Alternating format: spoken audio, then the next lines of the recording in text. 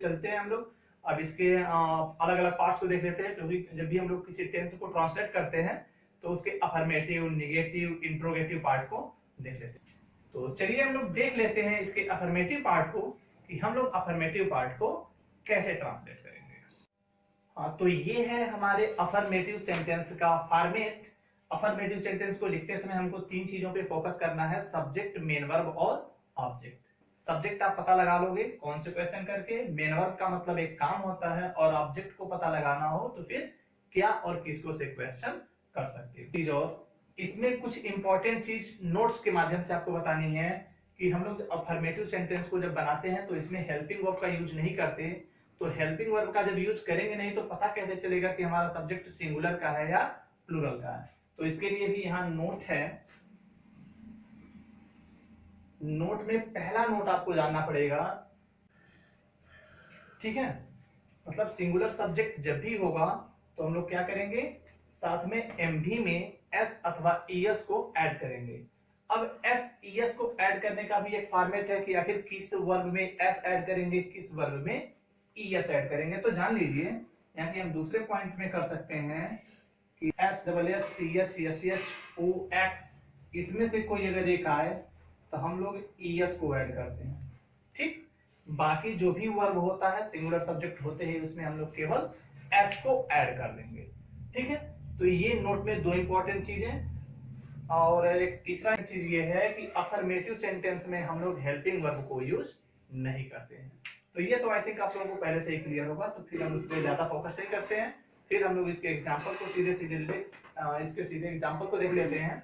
मान लीजिए एक एग्जाम्पल है, वह खेलता है। इसमें सबसे पहले तो आप लोग फॉर्मेट देख रहे हो, यहाँ पे सब्जेक्ट, मेन वर्ब, उसके बाद फिर हेल्पिंग वर्ब, और यहाँ पे भी एक सेंटेंस जो लिखा हुआ है इसमें भी सारी चीजें हैं। तो फिर हम लोग सबसे पहले सब्जेक्ट को प्लेस करेंगे। सब्जेक्ट है हमारा, कैसे पता चलेगा, कौन से क्वेश्चन करके। कौन खेलता है, सब्जेक्ट मिल गया, वह, मतलब हम लिखेंगे ही, और मेन वर्ब यानी कि एक काम है इसमें खेलना, जिसका इंग्लिश होता है प्ले। और चूंकि यह सब्जेक्ट सिंगुलर नंबर का है तो हम लोग इसमें एस को ऐड कर देंगे, ठीक है। पहचान आपने देख ही लिया कि मेन वर्ब में के साथ ता है, आया हुआ है, ठीक है। फिर एक दूसरा एग्जांपल देखते हैं। वे सब पत्र लिखते हैं। फिर आप एक सब्जेक्ट को निकालो, कौन पत्र लिखता है पता चलेगा, वे सब, मींस आपको सब्जेक्ट मिल गया, वे सब मतलब दे। फिर आपको क्या करना है, यहाँ पे देखते ही सेंटेंस को तो आप पहचान ही चुके हैं पहले से, इंडेफिनिट है। फिर अगर यहाँ पे दे आपने लिख दिया तो फिर आपको क्या लिखना पड़ेगा, मेन वर्ब लिखना पड़ेगा। और मेन वर्ब इसमें क्या है, एक काम, काम है आपका लिखना, और लिखने का इंग्लिश होता है राइट। दे राइट। अब क्या बचा, लास्ट में ऑब्जेक्ट जो लिखा होगा, मैंने कहा क्या और किसको से क्वेश्चन करते हैं, तो क्या से क्वेश्चन कर लीजिए, वे सब क्या लिखते हैं, आंसर मिलेगा पत्र लिखते हैं, ठीक है। तो ये हो गया हमारा ऑब्जेक्ट। इसमें आप कहेंगे कि मैंने एस एस नहीं ऐड किया, क्यों, तो देख लीजिए सब्जेक्ट आपका क्या है, प्लूरल नंबर, और प्लूरल नंबर के साथ हम लोग एस और ईएस को ऐड नहीं करते हैं। केवल और केवल सब्जेक्ट सिंगुलर होने की दशा में मेन वर्ब में एस ईएस ऐड किया जाता है, ठीक है। इस तरह के और भी बहुत से एग्जाम्पल हैं जिन्हें लोग देख सकते हैं। एक और एग्जाम्पल देख लीजिए, एकदम छोटा सा एग्जाम्पल है, हर व्यक्ति उसे जानता है। बहुत ही इजी है, यहाँ पे लिखा है। अब एक क्वेश्चन करिए, आप सब्जेक्ट निकालिए, कहेंगे कि इसमें हर सब्जेक्ट है कि व्यक्ति सब्जेक्ट है ना, कोई कंफ्यूजन नहीं है। आप सीधे क्वेश्चन करिए, कौन उसे जानता है, आंसर मिलेगा हर व्यक्ति। हर व्यक्ति उसे जानता है, ठीक है। हर व्यक्ति का मतलब क्या, एवरी पर्सन। एवरी पर्सन ये आपका सब्जेक्ट हो गया। मेन वर्ब निकालना है। मेन वर्ब क्या है, इसमें कोई काम है, काम है जानना, ठीक है, जिसका इंग्लिश होता है नो। यहां पे देखिए एवरी पर्सन क्या है, सिंगुलर सब्जेक्ट है या प्लूरल सब्जेक्ट है, कंफ्यूज मत होना, ये सिंगुलर सब्जेक्ट है। यहाँ पे हमको एस ऐड करना पड़ेगा। किसको जानता है, क्योंकि ऑब्जेक्ट के लिए मैंने कहा था कि क्या से क्वेश्चन करिए या फिर किसको से। क्या से क्वेश्चन करेंगे कुछ नहीं आंसर आएगा, किसको से क्वेश्चन करेंगे तो मिलेगा उसे, यानी कि ऑब्जेक्ट बन जाएगा हिम या फिर हर। लड़का होगा तो हिम, लड़की होगी तो हर। आई थिंक आपको ये एग्जांपल सब क्लियर हो गए। अफर्मेटिव सेंटेंस को आप लोग ट्रांसलेट कर सकते हो। फिर थोड़ा सा डिफरेंस आएगा हमारे नेगेटिव के सेंटेंस में, तो चलिए फिर हम लोग अब निगेटिव सेंटेंस को देख लेते हैं, उसको हम लोग ट्रांसलेट कैसे करेंगे। ठीक है, तो ये एग्जांपल है निगेटिव सेंटेंस का कि निगेटिव सेंटेंस को हम लोग कैसे लिखेंगे। तो यहां पर देख लीजिए, निगेटिव सेंटेंस के फॉर्मेट में मैंने लिखा है सब्जेक्ट लिखना है, फिर डू डज लिखना है, फिर नॉट लिखना है, मेन वर्ब लिखना है और ऑब्जेक्ट लिखना है। ठीक है, यहाँ पे डू डज के प्लेस पे अगर हेल्पिंग वर्ब लिख दिया जाए तब भी कोई डिफरेंस नहीं आएगा। तो यहाँ पर देख लीजिए, पहचान आप क्लियर कर लेंगे, पहचान को आप पहचान सकते हैं आसानी से, किसी भी सेंटेंस को पहचान सकते हैं। यहाँ पे हेल्पिंग वर्ब मैंने लिखा हुआ है डू, डू का यूज हम लोग करेंगे जब subject I, we, you, they and कोई प्लूरल सब्जेक्ट होगा। डज का यूज हम लोग तब करेंगे जब हमारा subject he, she, it and singular subjects में से कोई एक हो। मींस कहने का ये है कि जब भी हमारे पास कोई सिंगुलर सब्जेक्ट आता है हम लोग हेल्पिंग वर्ब के प्लेस पे डज को यूज करते हैं, जब कोई प्लूरल सब्जेक्ट आता है तो फिर डू का यूज किया जाता है। ठीक है, तो फिर हम लोग एग्जांपल को लेके देख लेते हैं। तो एग्जांपल है वह मुझे नहीं जानती है। सबसे पहले तो आप इस सेंटेंस को देख के पहचान गए, क्योंकि जानना वर्ब है और जानना के साथ क्या आ गया, जानती है। पहचान लिए ना कि ये प्रेजेंट इंडेफिनिट टेंस है। फिर हम लोग इसको ट्रांसलेट करते हैं। पैटर्न हमारा है सबसे पहले सब्जेक्ट को सर्च करना, सब्जेक्ट निकालने का तरीका आपको पता है। तो हम लोग लिखेंगे शी, ओके, और सी के बाद क्या हेल्पिंग वर्ब लिखना है। मतलब अब हम यहाँ पे प्लेस कर रहे हैं does not. Does not, does not क्यों यूज किया गया ये आपको पता होगा, क्योंकि ये सी क्या है, सिंगुलर सब्जेक्ट है। सिंगुलर सब्जेक्ट के साथ डज नॉट का यूज करेंगे। फिर हमको यहाँ पे लिखना है क्या, मेन वर्ब यूज करना है, और मेन वर्ब है जानना। जानना मीन्स होता है नो। और क्या बचा है, ऑब्जेक्ट किसको, वह किसको जानती है, किसको नहीं जानती है। तो आंसर मिल जाएगा मुझे नहीं जानती है। ठीक है, मुझे मतलब हो गया मी। एकदम इजी वे में ये ट्रांसलेट हो चुका है। एक यहाँ पर और दूसरा एग्जांपल है, वे सब पतंग नहीं उड़ाते हैं। एग्जांपल को देखते ही आप समझ जाएंगे कि यह प्रेजेंट टेंस का एक सेंटेंस है। फिर आप लोग सब्जेक्ट को सर्च करेंगे, सब्जेक्ट आपका लिखा है वे सब प्लूरल है, मींस दे, और यहाँ पे निगेटिव होने की वजह से हेल्पिंग वर्ब यानी कि डू नॉट का यूज करेंगे। डू नॉट का यूज इसलिए करेंगे कि सब्जेक्ट हमारा प्लूरल है। They do not, main verb आ जाएगा आपका फ्लाई, और बच गया काइट। इजी है, एकदम अच्छे से आप इसको समझ सकते हैं कि सबसे पहले जब भी आप लोग नेगेटिव सेंटेंस को बनाइए प्रेजेंट इंडेफिनिट टेंस में, सबसे पहले एक सब्जेक्ट को लिखिए, फिर हेल्पिंग वर्ब, हेल्पिंग वर्ब के प्लेस पे डू या डज लिखेंगे। तो सिंगुलर के साथ डज को लिखेंगे, प्लूरल के साथ डू को लिख देंगे, नॉट लिखेंगे, मेन वर्ब लिखेंगे और ऑब्जेक्ट लिखेंगे। इस तरह से आप लोग एग्जांपल को बना सकते हो, इसमें कहीं कोई प्रॉब्लम नहीं है। तो फिर अब हम लोग इसके इंट्रोगेटिव वाले पार्ट को देख लेते हैं कि इंट्रोगेटिव वाले पार्ट को हम लोग ट्रांसलेट कैसे करेंगे। अब हम लोग देखते हैं अपने इंट्रोगेटिव सेंटेंस को। इंट्रोगेटिव सेंटेंस में पहला प्रकार, जब वाक्य क्या से शुरू हो, तो जब हमारा वाक्य क्या से शुरू होता है तो सबसे पहले हम लोग हेल्पिंग वर्ब लिखते हैं, फिर सब्जेक्ट, फिर मेन वर्ब, फिर ऑब्जेक्ट। और निगेटिव करते समय सब्जेक्ट के बाद नॉट को हम लोग पुट अप कर देते हैं, इससे क्या होता है, निगेटिव हो जाता है। मतलब अफर्मेटिव सेंटेंस को निगेटिव बनाते समय हेल्पिंग वर्ब के बाद नॉट लगाते हैं, जबकि इंट्रोगेटिव को सेंटेंस को निगेटिव बनाते समय सब्जेक्ट के जस्ट बाद नॉट लिख देने से वह निगेटिव बन जाता है। यहाँ पे एक अच्छा सा एग्जांपल है।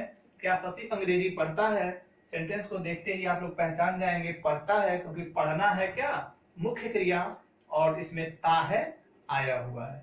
आपने कंफर्म कर लिया। फिर आप लोगों को करना क्या है, क्योंकि आपका पैटर्न यही वाला पैटर्न है इसमें, तो सबसे पहले आपको हेल्पिंग वर्ब, क्यों, जब वाक्य क्या से शुरू हो, तो आपका वाक्य शुरू कहां से हुआ है, क्या से। और जब भी आपका वाक्य क्या से शुरू होता है तो सबसे पहले आपको हेल्पिंग वर्ब लिखना पड़ेगा। और ये हेल्पिंग वर्ब कैसे मिलेगा, सब्जेक्ट के अकॉर्डिंग। सब्जेक्ट है शशि, और शशि सिंगुलर नंबर है या प्लूरल नंबर है, इसमें तो कोई कंफ्यूजन है नहीं। ठीक है, तो हम लोग लिखेंगे यहाँ पे डज, फिर इसके बाद क्या लिखना है, सब्जेक्ट लिख देना है, सब्जेक्ट है शशि, फिर है वर्ब है हमारा पढ़ना, पढ़ना का मतलब हो गया यहाँ पे रीड, और क्या बचा है, ऑब्जेक्ट बचा है। ऑब्जेक्ट का पता लगा सकते हैं, शशि क्या पढ़ता है तो पता चल जाएगा अंग्रेजी, मतलब यहाँ पे लिखेंगे English, question mark put up कर देंगे, आसानी से आपका ये एग्जांपल सॉल्व हो गया। एक और एग्जांपल हम लोग देख लेते हैं।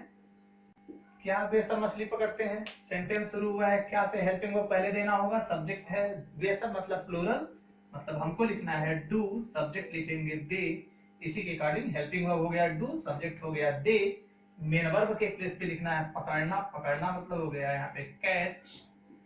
और क्या बचा है, अब केवल आपके पास ऑब्जेक्ट बचा है मछली, यानी कि यहाँ पर लिख देंगे फिश। बड़े ही आसानी से आप इस सेंटेंस को भी कर सकते हैं। तो ये हो गया इंट्रोगेटिव का पहला पार्ट, जिसमें हमारा वाक्य जो होता है क्या से शुरू होता है। अब हम लोग दूसरे वाले पार्ट को देख लेते हैं। तो ये है इंट्रोगेटिव सेंटेंस दूसरे टाइप का। मैंने यहाँ पे लिखा है जब वाक्य में क्वेश्चन वर्ड दिया हो। क्वेश्चन का मतलब होता है इंट्रोगेटिव वर्ड, यानी कि क्वेश्चन वर्ड, प्रश्नसूचक शब्द, वे शब्द जो पूछने के, प्रश्न पूछने के काम में आते हैं उन्हीं को क्वेश्चन वर्ड कहेंगे। अगर इस तरह के सेंटेंस आएंगे तब आप क्या करोगे, सबसे पहले आप उन्हीं क्वेश्चन वर्ड को रखोगे, फिर उसके बाद एक हेल्पिंग वर्ब देना होगा, एक सब्जेक्ट देंगे, मेन वर्ब देंगे, फिर उसके बाद ऑब्जेक्ट दे देंगे। और ये जो दूसरा वाला लिखा हुआ है यहाँ पे देख रहे हैं, सब्जेक्ट के बाद नॉट लिख दिया गया है। मैंने कहा ना कि इंट्रोगेटिव सेंटेंस जब भी आए तो उसके सब्जेक्ट के बाद नॉट लिख देने से वो सेंटेंस निगेटिव हो जाता है। तो ये इंट्रोगेटिव को निगेटिव करने के लिए नॉट हो जाएगा। यहाँ पे कुछ एग्जांपल है, आइए हम लोग एग्जांपल को भी देख लेते हैं। यहाँ पे एक एग्जांपल है, तुम शोर क्यों मचाते हो, तुम शोर क्यों मचाते हो। यहाँ पे सबसे पहले आपको लिखना है क्वेश्चन वर्ड, और यहाँ पर देखिए एक वर्ड आया हुआ है क्यों, जिसका इंग्लिश होता है व्हाई। क्वेश्चन वर्ड के बाद आपको हेल्पिंग वर्ब देना है। अब हेल्पिंग वर्ब हम क्या दें, डू दें या डज दें। यहाँ पर देख लीजिए यू के साथ क्या आया हुआ है, डू आया हुआ है, तो हम लोग यहाँ पे डू लिखेंगे। फिर सब्जेक्ट है यू, व्हाई डू यू। अब क्या बचा आपका, मेन वर्ब बचा है। मेन वर्ब क्या है, शोर मचाना, मतलब मेक नॉइज। क्वेश्चन मार्क लगा देंगे, why do you make noise. ठीक है, ये एक और एग्जांपल है, उसका भाई क्या पढ़ता है, उसका भाई क्या पढ़ता है। अब यहाँ पर देखिए क्वेश्चन सेंटेंस में क्या आया हुआ है और क्या का इंग्लिश होता है व्हाट, जो कि सबसे पहले लिखना है। क्यों सबसे पहले लिखना है, क्योंकि यहाँ पे फॉर्मेट में यही दिया हुआ है। ठीक है, हम लोग लिखेंगे व्हाट, हेल्पिंग वर्ब लगाना है, इसमें सब्जेक्ट है उसका भाई मतलब सिंगुलर नंबर, और सिंगुलर नंबर के साथ हमारा हेल्पिंग वर्ब डज होता है, व्हाई, व्हाट डज। अब उसके बाद क्या बचा, सब्जेक्ट को लिखेंगे, सब्जेक्ट हो जाएगा हिज या फिर हर, इसमें से कोई एक, और यहाँ लिखेंगे ब्रदर, और लास्ट में वर्ब को लिख देंगे read, what does his brother read. और ये एक और एग्जांपल है, बच्चे पतंग कहाँ उड़ाते हैं। आप लोग देख सकते हैं इसमें क्वेश्चन वर्ड आपका दिया हुआ है कहाँ, सब्जेक्ट आपके पास है बच्चे, और बच्चे प्लूरल होता है, तो फिर आप इस फॉर्मेट के अकॉर्डिंग इसको भी बना सकते हैं। तो इस एग्जांपल को मैं आप लोगों के लिए छोड़ देता हूं, कम से कम आप लोग भी कुछ करिए। ओके, तो चलिए हम लोग इसके निगेटिव वाले पार्ट को भी देख लेते हैं। जैसा कि आपको मैंने ये बता दिया कि इंट्रोगेटिव को निगेटिव करने के लिए क्या करना होता है, सब्जेक्ट के बाद नॉट पुट करना होता है। अब यहाँ पे हम लोग देख रहे हैं सब्जेक्ट है हमारा हिज या हर, इसी के बाद नॉट रख देने से ये सेंटेंस क्या होगा, निगेटिव हो जाएगा। कैसे होगा देखिए, हम लोग कहेंगे व्हाट डज हिज ब्रदर, और यहीं पे लिख देंगे नॉट, और लास्ट में मेन वर्ब को लिखेंगे रीड, और क्वेश्चन मार्क पुट अप कर देंगे। एकदम इजी वे में हो गया। मैंने कहा कि सब्जेक्ट के जस्ट बाद आपको नॉट लिखना है ताकि सेंटेंस आपका निगेटिव हो जाए। यहाँ पे जो पहला एग्जांपल मैंने, अब इसको अगर हिंदी भी करना होगा तो आप क्या कहेंगे, उसका भाई क्या नहीं पढ़ता है, उसका भाई क्या नहीं पढ़ता है, ये आपका निगेटिव हो जाएगा। और यहाँ पर जो एग्जांपल लिखा था तुम शोर क्यों मचाते हो, मतलब why do you make a noise, why do you make noise. अब इसको अगर निगेटिव करना हो तो फिर हम क्या करेंगे, सब्जेक्ट के जस्ट बाद नॉट को लिखेंगे। सब्जेक्ट है यू, ठीक है, तो हमारा पैटर्न वही होगा, why do you not make noise, question mark को रख देंगे। आई थिंक आप लोग इंट्रोगेटिव सेंटेंस को बड़े आसानी से निगेटिव बना सकते हो। अब ये आपके 3 पार्ट कंप्लीट होते हैं, अफर्मेटिव हो गया, निगेटिव हो गया, इंट्रोगेटिव हो गया। अब केवल बस 2 मिनट का एक और छोटा सा टॉपिक बचा हुआ है, जिसके बारे में मैंने आप लोगों को एक बार पहले ही बता दिया था। वर्ब टू बी वाला जब चैप्टर चल रहा था तभी मैंने आपको उसके बारे में बताया था। एक बार फिर मैं थोड़ा स्पीड में ही उसको एक बार रिवाइज कर दे रहा हूँ ताकि आप लोग उसको और भी अच्छे से समझ सकते हैं। ठीक है, ये चीज हमको देखना बाकी लग गया था, जिसमें एकदम क्लियर है, यहाँ पे लिखा है which, whose, how many, how much. Which means कौन सा, कौन सी, कौन से। हुज मीन्स होता है किसका, किसकी, किसके। हाउ मेनी कितना, कितने, और हाउ मच ये भी कितना, कितने। ये काउंटेबल होता है और ये अनकाउंटेबल होता है। तो जब भी इन चारों वर्ड के साथ कोई एक सजीव नाउन जुड़ता है तो ये दोनों मिलकर बनाते हैं सब्जेक्ट। और सब्जेक्ट के बाद आपको पता होगा कि एक हेल्पिंग वर्ब आता है, फिर उसके बाद एक मेन वर्ब आता है और उसके बाद ऑब्जेक्ट आता है। अब यहाँ पे आप कहेंगे कि ये क्वेश्चन वर्ड है, सब्जेक्ट कैसे बन गया? तो क्वेश्चन वर्ड के साथ जब सजीव नाउन को आप ऐड करोगे तो वो बन जाएगा सब्जेक्ट, ठीक है। और ये जो फॉर्मेट है, ये फॉर्मेट काम करेगा बिल्कुल अफर्मेटिव की बेस पे, ठीक है, बिल्कुल अफर्मेटिव की तरह से ये काम करेगा। और आप जानते हो कि अफर्मेटिव में हेल्पिंग वर्ब का यूज नहीं होता, तो यहाँ पर ये हेल्पिंग वर्ब नहीं होगा, यानी सब्जेक्ट के बाद मेन वर्ब फिर ऑब्जेक्ट, बाकी पैटर्न वही रहेगा। एस आपको यूज करना पड़ेगा अगर सेंटेंस में ऐसा आता है तो। एग्जांपल है, कौन सी लड़की गीत गाती है, तो कौन सी लड़की, ठीक है। यहाँ पे कौन सी के साथ सजीव नाउन आ गया ना, लड़की। अब हम लोग यहाँ पे लिखेंगे विच गर्ल, विच गर्ल हो गया ना, कौन सी लड़की सब्जेक्ट हो गया। सब्जेक्ट के बाद मेन वर्ब लिखना है, मेन वर्ब है सिंग, और चूंकि यह सिंगुलर नंबर है तो इसमें एस जोड़ना पड़ेगा। विच गर्ल सिंग सॉन्ग, और यहाँ पे क्वेश्चन मार्क। अब आप लोग क्लियर हो चुके हैं, विच गर्ल सिंग्स द सॉन्ग। बड़े ही आसानी से आप लोग ऐसे स्टेटमेंट्स को बना सकते हैं, इसमें कहीं से कोई डाउट नहीं है।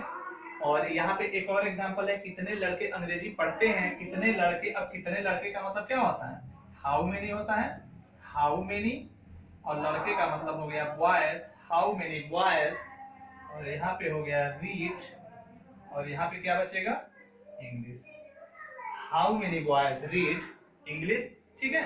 ये आपका इंट्रोगेटिव सेंटेंस हो गया इस तरह का। इसको नेगेटिव करना हो तो फिर वही पैटर्न है हमारा, डू नॉट फिर डज नॉट, ठीक है, कर लिया जाएगा। जैसे मान लीजिए अगर इसको नेगेटिव करना हो, इसको नेगेटिव करना हो तो हम यहाँ पे करिए क्या लिखेंगे, हाउ मेनी, यहाँ पे लिखेंगे बॉयज डू नॉट, और यहाँ पे लिखेंगे रीड, और यहाँ हो जाएगा इंग्लिश, और लास्ट में क्वेश्चन मार्क लगा देंगे, यानी how many boys do not read English. ठीक उसी तरह से इसको भी अगर नेगेटिव करना होगा तो हम लोग यहाँ पे लिख देंगे which girl does not sing the song. तो आप लोग इसको समझ चुके हैं कि इन चारों वर्ड के साथ जब कोई सजीव नाउन आएगा तब हम लोग इसको सब्जेक्ट बना देंगे। इसी चीज को थोड़ा सा अलग करके बताना ये है कि अगर यहाँ नाउन के प्लेस पर सब्जेक्ट नाउन आए और नाउन के साथ अगर कोई एक निर्जीव नाउन आए, ठीक है, अगर यहाँ निर्जीव नाउन आता है तब हम लोग क्या करेंगे, तो फिर हम लोग उसको भी देख लेते हैं। ये चारों सेम वर्ड हैं, यानी विच, हुच, हाउ मेनी और हाउ मच। जब भी इनके साथ कोई नाउन निर्जीव आने लगे तो क्या करते हैं, दोनों को जब मिलाएंगे तो क्वेश्चन वर्ड बनेगा, और क्वेश्चन वर्ड के बाद हेल्पिंग वर्ब आता है, फिर सब्जेक्ट आता है, फिर मेन वर्ब आता है, और फिर ऑब्जेक्ट आता है, क्वेश्चन मार्क लगाना पड़ता है। तो ये पैटर्न है ये वाला, ठीक है। आई थिंक आप लोग आसानी से इस फॉर्मेट को समझ चुके हैं। क्योंकि इस फॉर्मेट पे मैं एक बार पहले ही बात कर चुका हूं तो कहीं से कोई कंफ्यूजन नहीं है। तो इसको हम लोग एक एग्जांपल के थ्रू देख लेते हैं, ठीक है। एग्जांपल मान लीजिए है, ये एग्जांपल है, जिसे बनाते समय लोग क्या करेंगे, यहाँ पे आया है कौन सा पत्र। कौन सा पत्र क्या है, यही है क्वेश्चन वर्ड, और क्वेश्चन वर्ड को ही पहले लिखना है, मतलब हम लिखेंगे विच, यहाँ पे लिखेंगे लेटर, और यहाँ पे सब्जेक्ट चूंकि हरी है तो क्वेश्चन वर्ड हो गया विच लेटर, हेल्पिंग वर्ब हमको देना पड़ेगा डज, सब्जेक्ट हो जाएगा हरी, और मेन वर्ब हो जाएगा राइट, क्वेश्चन वर्ड। मतलब ये हो गया विच लेटर डज हरी राइट, ठीक है। ये इंट्रोगेटिव हो गया। इसको निगेटिव करना हो तो निगेटिव करना हो, यानी इंट्रोगेटिव सेंटेंस को जब निगेटिव करना होता है तो करते क्या है, सब्जेक्ट के बाद नॉट लिखते हैं। मतलब हमको यहाँ पर लिखना पड़ेगा विच लेटर डज हरी नॉट, और यहां लिखेंगे राइट और क्वेश्चन मार्क। इस तरह से जाकर ये सेंटेंस, यानी कि जो ये इंडेफिनिट सेंटेंसेस होते हैं वह जाके कंप्लीट हो गए हैं पूरी तरह से। और अब हम लोग इंडेफिनिट को कंप्लीट कर चुके हैं। आई होप कि सारी चीजें आपको समझ में आ चुकी हैं। तो फिर वीडियो के लास्ट में मैं आपको कुछ एक्सरसाइज कर दे देता हूं सॉल्व करने के लिए। आप लोग उनको पढ़ने की कोशिश करेंगे, कुछ अपने मन से सेंटेंसेस पुट अप करेंगे, उनको ट्रांसलेट करेंगे, ठीक है। आगे हम लोगों का नेक्स्ट जो पॉइंट आएगा, मतलब नेक्स्ट जो टॉपिक आएगा वो आएगा पास्ट एंड डेफिनिट टेंस, जिसके बारे में हम लोग बात करेंगे अपने अगले क्लास में। तब तक के लिए take care, bye bye, thank you for watching this video.